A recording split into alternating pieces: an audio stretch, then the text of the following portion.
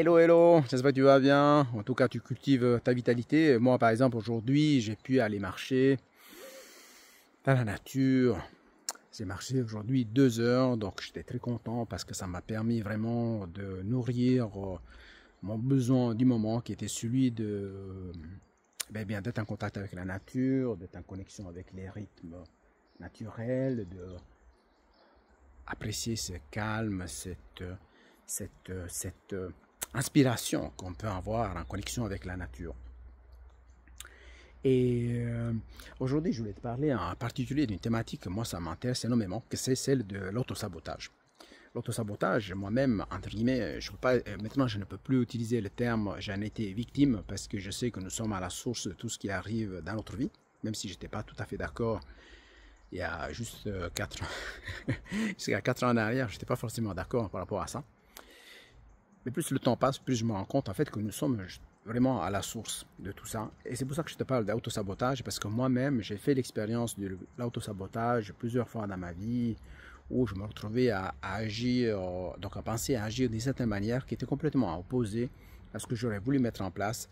Et ce qui fait que ce mécanisme d'autosabotage m'a fait retrouver dans des situations dans lesquelles je n'aurais pas voulu me retrouver et que ça ne jouait pas à mon avantage.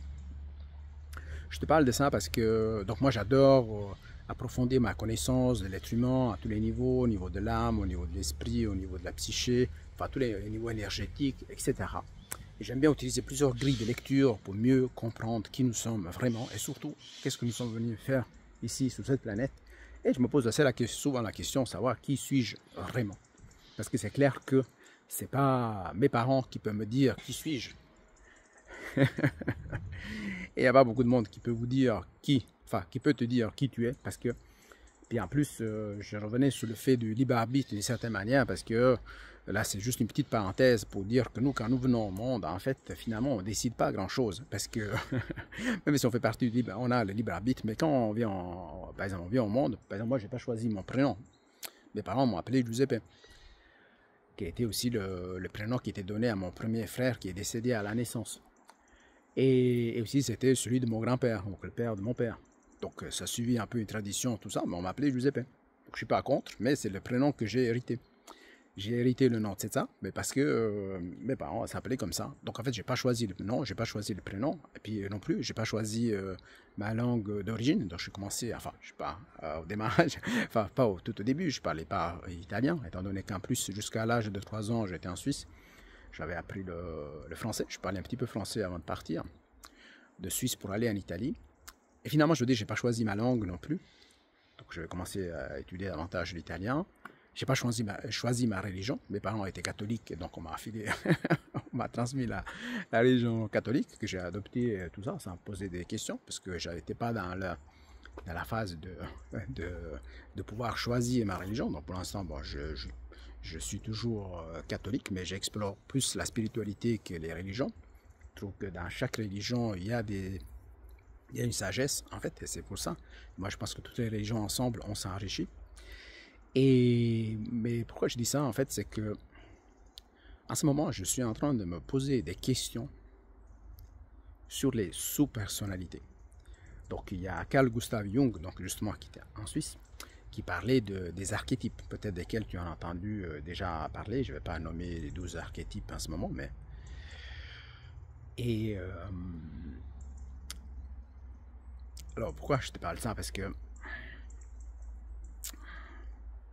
moi, je pense que c'est très important de se poser les questions par rapport aux archétypes, de se poser les questions par rapport aux sous-personnalités, parce que ça nous permet de mieux nous connaître. En même temps, j'observe s'il y a des gens qui passent, parce que pas que les gens ils passent à la caméra alors que peut-être ils ne voulaient pas être sur YouTube. Et donc là, par exemple, il y a une valeur à moi qui s'active, c'est le respect qui s'active. Donc voilà. Et pourquoi je dis ça? Donc en même temps, je regarde autour de moi, parce qu'il y a, il y a des gens qui sont en train de faire des travaux par là. Donc aujourd'hui, je suis dans une phase vraiment plus d'introspection. Vraiment dans une phase qui est... comment je pourrais dire en fait? C'est cette phase de... En fait, moi, je trouve que c'est incroyable la vie, parce que plus j'étudie, plus j'expérimente, plus je vois des nouvelles choses, plus je découvre des grilles de lecture de la psyché humaine, l'aspect vibrationnel, enfin tous les aspects, plus je me rends compte qu'il y a encore un monde à découvrir. C'est incroyable. Et pour moi, que j'ai une soif de connaissances, c'est sûr que ça m'aide. Enfin, ça me fait plaisir, parce que comme je suis quelqu'un qui n'aime pas la routine non plus, comme je ne suis pas quelqu'un enfin, je suis quelqu'un qui s'ennuie facilement. J'ai besoin d'être stimulé, d'apprendre de nouvelles choses. J'aime pas la routine, en fait. Mais revenant, donc, revenant aux sous-personnalités, je me suis aperçu que... Donc en fait, je suis en train d'étudier, je ne sais pas si tu as déjà entendu parler de Roberto Assagioli, qui parle justement des sous-personnalités. Et je suis en train de mettre en relation les sous-personnalités aussi par rapport à l'astrologie. Donc l'astrologie humaniste de Dane Rudhyar, celle plus énergétique de Stephen Arroyo, l'astrologie plus en relation avec l'espérance de vie de Nunzi Conte, et ainsi celle de Liz Green, tout ça, etc. Parce que, en fait, je me rends compte,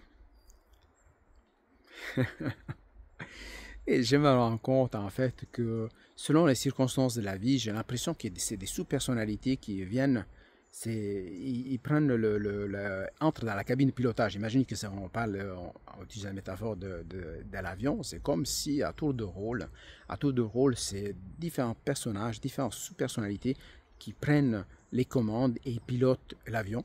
Et parfois, je me retrouve dans des endroits que je n'ai pas forcément d'y être. Et puis, je me retrouve à certains endroits où je me retrouve impliqué dans certaines situations, que ce soit dans le niveau professionnel, que ce soit au niveau relationnel. Donc, et je trouve, en fait, en même temps que ça, je trouve ça pas, d'un côté pas très positif, parce que moi je suis quelqu'un qui aime bien être autonome. Pendant le passé, dans le passé, j'avais une tendance à être plus dans le contrôle et tout. Et c'est sûr que si je vois si j'ai l'impression qu'il y a une partie de moi qui prend le contrôle et qui me fait prendre des décisions qui ne sont pas forcément celles que je veux prendre et qui me sabotent, c'est clair que je ne suis pas forcément très content. Mais en même temps, je suis fasciné parce que ça me permet d'aller connaître ces parties-là, ça me permet d'aller à la recherche de cette partie-là. En fait, c'est un voyage, en fait. C'est un voyage qui commence. C'est comme si, voilà, je prends ce chemin qui est derrière moi et je vais à la rencontre d'une sous-personnalité, à la rencontre d'une partie de moi. Peut-être certains, ils parlent de l'enfant intérieur, d'autres, ils parlent de l'archétype du guerrier, d'autres, ils parlent de l'archétype de l'alchimiste. Il y a plein de choses comme ça. Mais moi, je te parle pas tellement de la partie vibration. Tu vois, par exemple, on peut dire, par exemple, oui, là, j'étais pris dans l'énergie de l'archétype, admettons, du guerrier, puis c'est comme si j'étais en train de me battre pour faire valoir mes droits ou pour avancer, etc. Et puis, à un certain moment, j'avais l'archétype du sage et tout, ou l'archétype du menteur. Enfin, pas le menteur qui exprime des mensonges, mais le menteur qui guide, en fait, les guides. Mais moi, je parle vraiment, comment aussi à la base, donc, mais il y a bien longtemps, en 1990, ouais, c'est ça, je m'étais formé comme analyste programmeur. Pour moi, je vois dans l'esprit humain comme des programmes qui s'enchaînent, des programmes, des sous-programmes, c'est comme des mécanismes, mais surtout qui sont inconscients. Et c'est ça qui est fascinant. Tu vois, c'est comme si moi je suis là en ce moment, mais mon subconscient est là derrière, et là, il peut y avoir des programmes qui viennent influencer qui je suis, viennent influencer mon mode de percevoir aussi la réalité, de voir. En fait, je vois, mais ce que je perçois, ça n'a rien à voir avec ce que je vois. Enfin, je sais pas si j'arrive à transmettre ça. Moi, je suis fasciné par ça parce que, à part le fait qu'on n'arrête pas de découvrir plein de choses, et aussi d'apprendre à regarder différemment, à percevoir différemment les choses, mais ça ouvre aussi un monde à différentes parties de nous. Parce que moi, ce que je suis en train de regarder là, que je suis en train d'approfondir énormément, je vais t'en parler encore plus prochainement. Toutes les connexions que je fais avec la recherche de ce qu'on appelle le Daimon, avec James Hillman, avec Dan Rodiard, je disais, Stephen Arroyo, Sas Portas, Alexandre Ruperti, Guy Jung et Asa Jolie. Je suis en train de faire toutes ces connexions et tout ça. Parce que finalement, ce qui est intéressant, c'est l'âme que nous sommes, l'âme que tu es, qui se manifeste à travers différents rôles, selon les circonstances et selon les phases de la vie. Parce que la vie, c'est des cycles. Est-ce que tu... Et je parle pas de... Enfin, je sais pas. Et je parle pas de rôle non plus.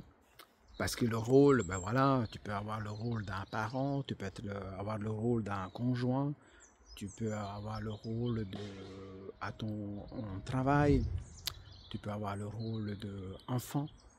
Et je ne sais pas si ça t'arrive que des fois quand tu retournes en famille voir tes parents et puis il y a des mécanismes qui se mettent en place. Donc là c'est vraiment, c'est des rôles, c'est des schémas, tout ça, etc. Moi au niveau des sous-personnalités, c'est vraiment qu'il y a des parties de nous qui sont activées et qui sont stimulées selon le moment. Et voilà, et c'est de ça que je voulais te parler. Pourquoi je te parlais de ça, en fait, c'est que je me suis aperçu, donc là, je ne peux pas t'en parler directement en ce moment, mais j'ai des expériences incroyables de sabotage et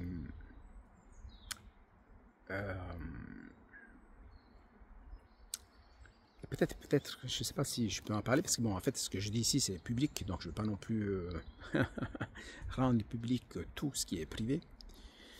Mais j'ai des exemples incroyables de auto-sabotage qui c'est tellement impactant, c'est tellement clair qu'il y a eu d'autres parties de moi qui sont intervenues dans certains systèmes pour garder une certaine cohérence,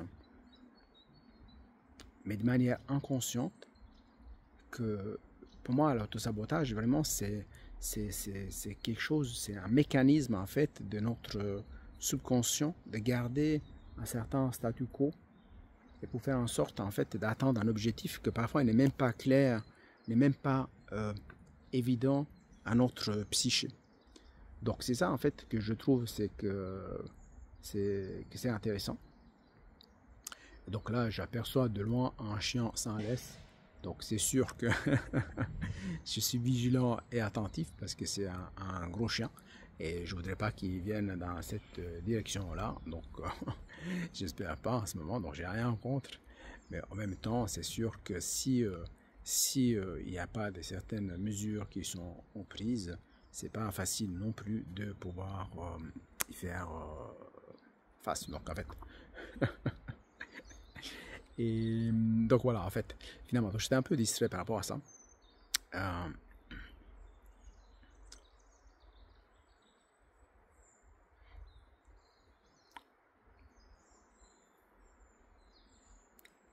C'est en même temps que je te parle, en fait, je ressens je ressens une paix, en fait, intérieure, qui est incroyable.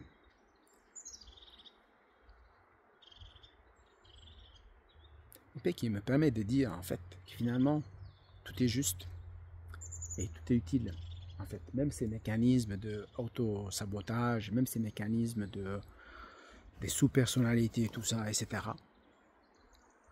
Et alors là, j'écoute aussi une partie de moi qui me dit est-ce que tu as vraiment publié cette vidéo parce que tu n'es pas dans la même énergie, tu n'es pas dans le mouvement, tu n'es pas dans cet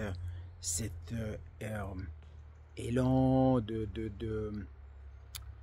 d'énergie plus, comment on pourrait dire, une énergie encore plus, je pourrais l'appeler un peu plus dynamique, mais une énergie encore plus rapide et tout, etc. Mais en même temps, je sens que c'est l'énergie qui est appropriée à ce moment-là, en fait.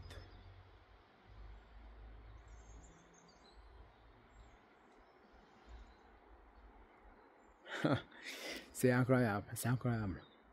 C'est incroyable parce qu'en fait, pourquoi je te dis ça, c'est parce que il y a eu un moment dans ma vie qu'il fallait faire, il fallait produire, il fallait tout le temps être dans l'action, il fallait tout le temps produire des choses et ne rien faire ou faire des choses doucement, ça faisait pas partie de mon mode de procéder en fait. Alors que là, oh my God, je ressens vraiment un bien-être incroyable, parce qu'en même temps, et c'est ça que je voulais pour terminer, en fait. J'espère que je t'ai pas ennuyé avec tout ça, parce que tu as l'habitude que je te parle différemment, dans un autre rythme. Mais c'est comme si je venais ici, par exemple, là, à la rencontre des sous-personnalités, des parties de moi. C'est comme si chaque arbre, par exemple ici, ça représentait une partie, une sous-personnalité qui attend de s'exprimer, qui attend d'être accueillie en fait. Donc c'est ça en fait de quoi je vais te parler prochainement, un peu plus en détail. Parce que tout ce que j'explique, tout ce que je partage, c'est un travail que moi-même je fais sur moi, parce que c'est ce que je parle, c'est pas des théories, c'est des choses que moi-même j'expérimente. Là, je ne te partage pas des exemples bien spécifiques et bien précis, ça je les partage seulement dans un cercle privé. Parce que là, je c'est moi avec les personnes qui suivent un chemin de connaissances. Par exemple, là, j'observe cet arbre et je trouve magnifique en fait. Parce qu'en fait, c'est pas seulement l'arbre que je vois, que je trouve magnifique. Ce que je trouve magnifique, c'est l'énergie qui est derrière cet arbre, cette force vitale qui permet la floraison et tout ça, etc.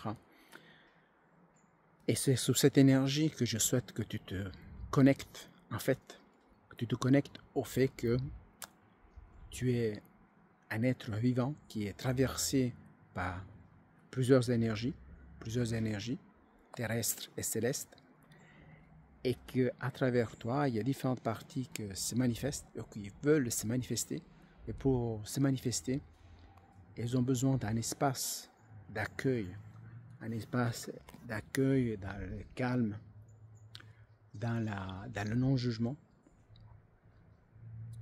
Peut-être tu es en train de me juger en ce moment, qui sait, peut-être. Et puis, pour justement accueillir dans le cœur ces parties-là, pour que tu puisses les manifester, pour que tu puisses les réaliser, et tu puisses unifier toutes tes parties, pour que finalement tu puisses marcher le chemin qui est le tien, pour devenir ce qui tu es, un potentiel. Donc voilà, aujourd'hui je voulais te parler d'autosabotage. Par exemple, l'autosabotage, il était aussi peut-être dans cette capsule où je me suis dit, d'ailleurs, l'autosabotage est entré. Il est entré en fait en action tout à l'heure parce que j'ai commencé à tourner la première vidéo. Après 1 minute, j'ai arrêté et j'ai effacé. Et ça, c'est la première fois que ça m'arrive en fait, parce que depuis que je fais des vidéos dans le flow, je tourne et puis voilà, en fait, je prépare pas des scripts comme je suis en train de faire dans ce 3e essai, parce que j'ai effacé les 2 autres. Mais autosabotage, c'était là. Il y a une partie de moi qui a fait surface. Et donc, il n'y avait pas le bon discours intérieur. Là, je regarde là-bas parce qu'en fait, ils sont en train de démanteler un truc, je sais pas quoi. Chaque fois qu'ils font tomber des trucs, le bruit, ça attire mon attention. Et donc, cet autosabotage s'est mis en place. Puis il me disait, mais laisse tomber, ne tourne pas aujourd'hui. Tu vas tourner quoi? Peut-être c'est pas intéressant, tout ça, etc. Alors que moi, je trouve très intéressant. Et j'ai envie de rester dans cet état d'âme aujourd'hui, qui est celui qui me correspond. Je peux incarner comment on pourrait dire, cette énergie qui est en moi, qui est celle de booster, pour être un leader, entre guillemets, inspirer les gens, aller, voilà, avancer et tout, etc. Tout ça, celui-là, elle est en moi, est disponible. Mais aujourd'hui, j'ai plus envie d'être ancré dans ce moment, d'accueil en fait des sous-personnalités, de la manifestation de ces sous-personnalités. Ici, je n'ai pas un exemple au niveau d'un arbre, mais il y a une image d'un arbre qui m'était venue, qui aurait pu bien représenter les sous-personnalités desquelles je te parle.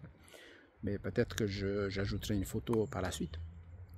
Et donc, j'ai envie d'être dans cet état d'âme-là, d'accueillir tout ça, dans le calme, dans le bien-être, dans la gratitude. Là, je regarde le ciel, je vois les nuages, je vois les arbres, je vois qu'il y a plu. Je suis connecté à tout ce qui est autour de moi, je suis connecté à ce qui est à moi, je suis connecté à toi en ce moment. Je me sens bien, je suis content et, et je suis vraiment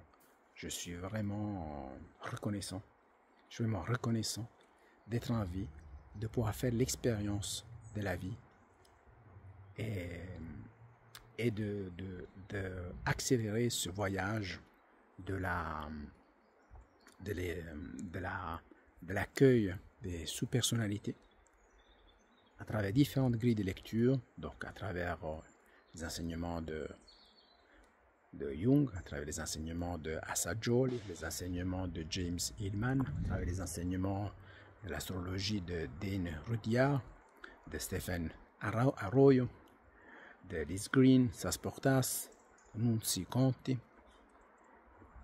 et bien entendu aussi avec les grilles de lecture par rapport à l'approche thérapeutique, l'approche de l'alignement, l'approche vibrationnelle, bien entendu la pleine conscience intégrative, parce qu'il a aussi une grille de lecture, des archétypes.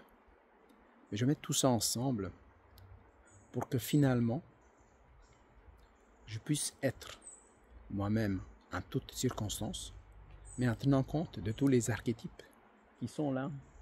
Imaginons que là derrière, il y a le subconscient qui est là. Je ne veux pas le symboliser comme ce qui est sous la terre, mais je l'imagine que c'est comme quelque chose qui est là sur le chemin. Donc, parce que quand on marche sur notre chemin de vie, on rencontre nos sous-personnalités et qui sont là pour se manifester parce que chacune d'elles a un sens pour nous permettre d'être et de devenir surtout qui nous sommes. Parce que moi, pour être l'adulte que je suis aujourd'hui, j'ai dû être un adolescent à un certain moment, à longtemps. Et avant d'être adolescent, j'ai dû être un enfant. Et avant d'être un enfant, j'ai dû être un bébé. Mais tout ça était un potentiel. Mais d'une certaine manière, tout ça était là. Et mieux on se connaît, mieux on peut marcher sur notre chemin de vie. Et on explore notre chemin de vie au fur et à mesure. Donc c'est dans une grande gratitude que je t'invite à accueillir, peut-être à prendre note de tes sous-personnalités. C'est peut-être ces personnages que tu as pu identifier à travers des émotions différentes, à travers un discours intérieur particulier, à travers des comportements peut-être différents dans certaines circonstances. Peut-être des circonstances que ce soit de travail, dans la relation du couple, ou peut-être tu t'étais dit au départ, ben là, dans cette situation, je vais me comporter comme ça, je vais appliquer ce schéma-là, je vais dire ça, je vais faire ça, puis finalement, tu n'as pas fait ça, tu n'as pas dit ça, parce qu'il y avait une autre sous-personnalité, d'autres schémas qui se sont mis en place et qui étaient plus forts que ce que tu avais programmé au départ. Donc, c'est cette invitation-là que je te fais. Accueillir dans ton cœur toutes ces sous-personnalités sans les critiquer, sans les juger, mais en t'accueillant ta globalité pour justement manifester qui tu es vraiment. Parce que si ces sous-personnalités sont là pour une raison bien évidente. Et ce travail-là va te permettre aussi de mieux comprendre les autosabotages. Qu'est-ce qui se cache derrière l'autosabotage? Souvent, c'est pour te protéger d'une certaine situation ou pour t'empêcher de passer à l'action vers certaines situations particulières. Et je vais te partager des expériences privées de ma vie privée pour te permettre de faire des ponts avec ta vie. Alors voilà, mais je te dis à bientôt. J'espère que tu as pu faire des ponts avec ta vie. Et je te dis, passe une belle journée. c'est vraiment dans l'accueil du moment. Donc voilà, je te dis à bientôt. Ciao, ciao.